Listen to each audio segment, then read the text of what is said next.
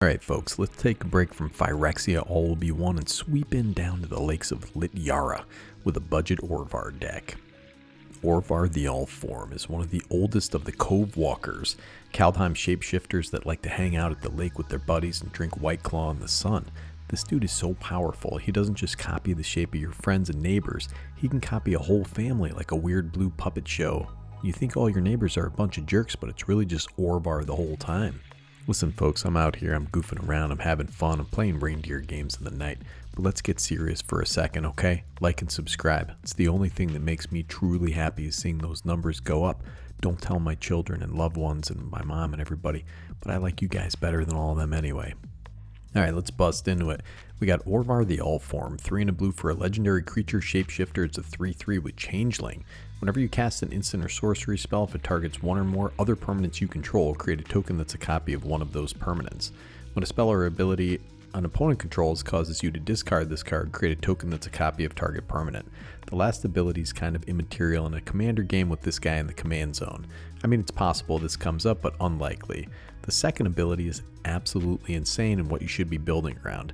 I've had a chance to hone this deck list quite a bit through the years, and it's just a janky, value-hungry powerhouse that can go infinite in a variety of ways, and it's a lot of fun. So yeah man, Orvar's ability specifically states other permanents, so you can't just copy him a billion times outside of Irenicus File Duplication and Spark Double, both of which are in my deck. Both are fantastic cards. Spark Double's close to 10 bucks. So the goal in this deck is always to get Orvar out early to beat the rest of the table's ability to set up and deploy effective removal. Last game I played turn 3 everyone was ramping up and doing their thing and Orvar was already out. I did hear someone say, already? I have 9 ramp sources that cost 2 mana, so the odds are in our favor. If I have 3 islands, I'll burn right through a high tide as well to get Orvar out early and get him working on some stuff. But if we do burn through our high tide, don't worry, we have some recursion to get all those spells back if we need them. Archaeomancer and Shipwreck Dowser can get our spells back if needed, and if we target them we get our ETB effects double time as well. Last game I had I could have gone infinite with Archaeomancer, but I'm not very good at magic. So that leads us directly into cheap permanents we can make copies of that really blast off. You have Lord of the Unreal, blue for a creature, human wizard, it's a 2/2. Illusion creatures you control get +1/+1 and have hexproof. They can't be the targets of spells or abilities your opponents control. This guy, Mr. Steal Your Girl with the sweet David Bowie segmented sleeves and awesome gloves. Remember, Orvar is all creature types, so he gets the benefit of these types of tribal payoffs. And we got the old Patron Wizard, blue for a creature, human wizard, it's a 2/2. Tap an untapped wizard you control, counter target spells unless its controller pays 1. This is a great control piece, especially late game, which for Orvar turns 5 or 6. You're going to have multiple copies of this guy, multiple copies of your other wizards that I'm going to go into in a second.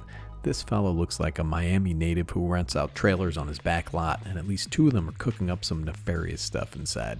This guy Augur Bolus, what are you doing over here? Augur, and 1 and a blue for a creature merfolk wizard, it's a 1/3.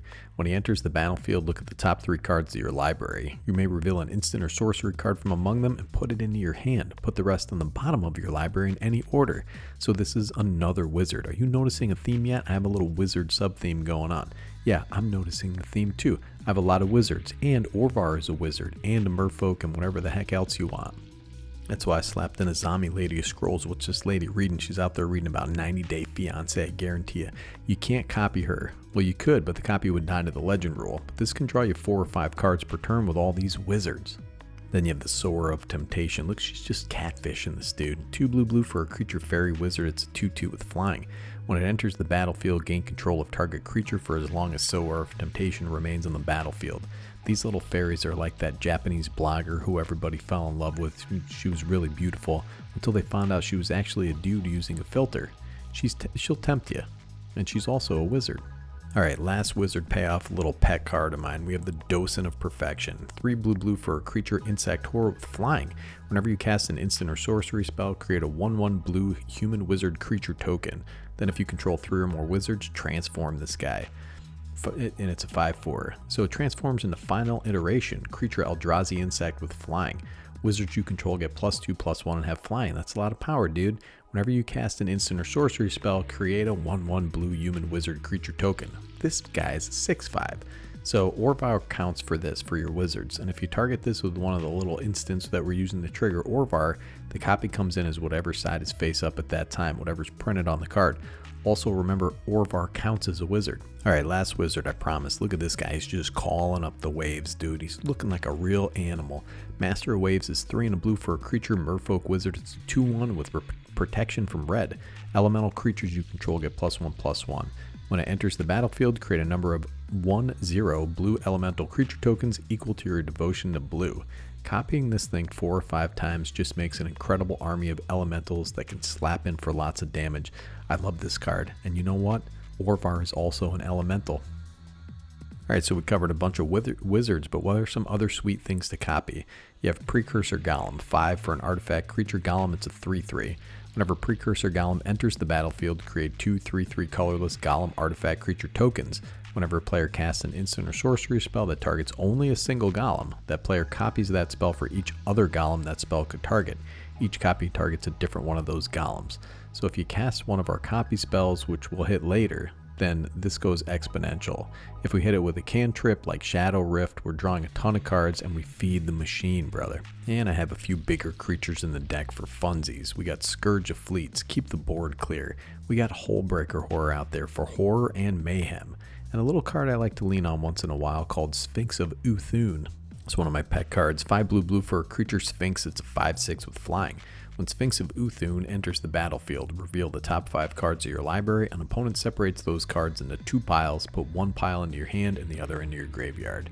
This fact or fiction effect lets us dig really deep for whatever we need, plus the Sphinx is the ultimate bro. Look at that long, beautiful hair, dude. He's got sweet triceps. This guy has it all. There are 22 instants and 6 sorceries that target permanents, whether they be lands, creatures, or some combination thereof, or just say permanents. That's the meat of the deck, and we can use these to copy our value pieces with Orvar on board. The things you should look for are targeting, versatility, cantrip if possible, and they should provide some utility for us when they resolve.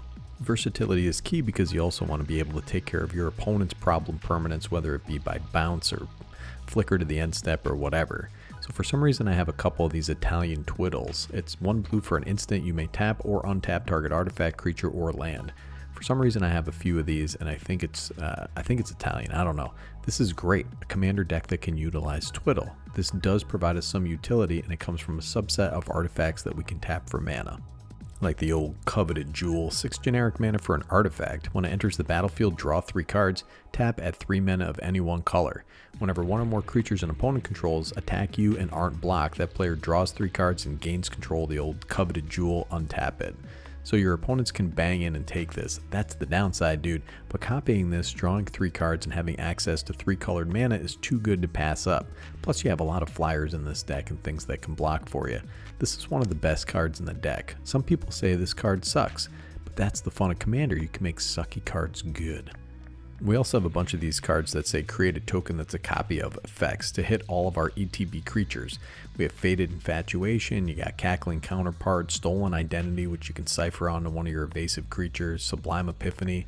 So you target your guy, you make a copy off of Orvar on the cast, make a copy on resolution, and paint with all the colors of the wind, brother.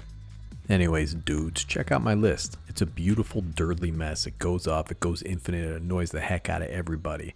And it has all these little surprise interactions and kind of makes you think a lot about what you're doing, and you can respond a lot at instant speed to what your opponents are doing. And you can hold a lot of stuff up, wait till end step, make a million copies, swing in for a bunch of damage. Plus you can build this with a fairly strict budget.